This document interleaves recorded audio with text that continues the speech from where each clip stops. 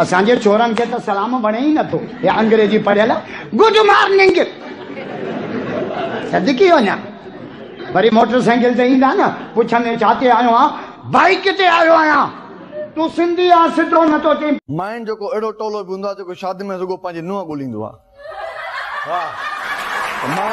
पुट खणी हीअं हलंदो हुजे पर नुंहुं हुनखे हीरनी खपे, मन हुनजी जेका चाल असां वारा छोरा चप कढियूं वेठा आहिनि।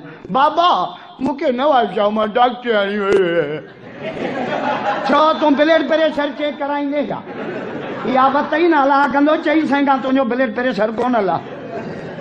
बाला माण्हुनि खे थोरो टेलर ॾेखारियो त ख़बर पए त पैसे वारे जो आकड़ कीअं हूंदो। केतिरा टरड़ा आहियो तव्हां? त टरड़ो छा जो आहिनि, इन में कहिड़ो टरड़ो आहे? प्रोग्राम में तमीज़ सां वेंदो आहे। तमीज़ सां कहिड़ो बि तमीज़ सां चए त ॿाहूं ॿधी वियूं छा, ग़रीब छा? पाकिस्तान जो रोड पियो ठहे, चीन जा इंजीनियर पिया रोड ठाहिनि, तव्हांजा इंजीनियर कमंद जी ट्राली भरी न जा सभु आङूठे सभु। हिकिड़े बरोच खे जनी सज़ा चए तोखे 3 साल टीपा। जज खे चई तो त टिट ॾेई छॾियो, बकरियूं पिणे चाढ़ी वाले वा बरोच मुर्स जो पुटरा बेड़ा। ढोलक वाला क्या कहता है? उस्ताद जिगर सिंधी रोत भली रो तोखे केर चवे पियो रखे ॾाढन सां यारी सदके वञाए। रोत भली रो तोखे ईंदासी रोज़ मिलण तो साईं दासी। सिर जी परवाह न है दिल जी दरिया हुआ है, सिर जी परवाह न है।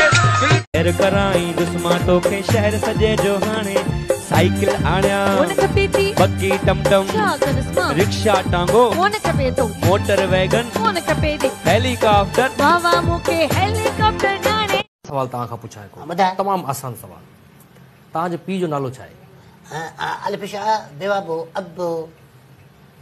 नालो थो पुछां। अबो नालो त अबो त थी वियो, उन जो को नालो त हूंदो न, रखियो हूंदो न मालिकनि।